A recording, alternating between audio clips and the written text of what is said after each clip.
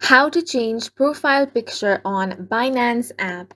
Hi guys, welcome to our channel. Let's begin. In this video, I will guide you on how you can change profile picture on the Binance app. For that, open the Binance application on your device. Make sure to sign into your account. If you do not have this application, head over to Play Store or App Store in order to download and install this.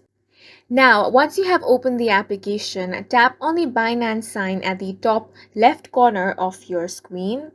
Now, you're going to find your current profile picture over here. Simply tap on that.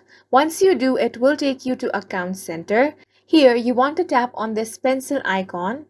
Now, from here, you will be able to edit your profile. Go ahead and tap on this camera icon. Now, from your gallery, you want to select a picture. After that, you can edit the picture from here. Now, tap on the confirm option. As you can see, the profile picture has now been changed. Go ahead and tap on the save option. Here it says that avatar and nickname can only be modified one time per 30 days. Go ahead and tap on the continue option.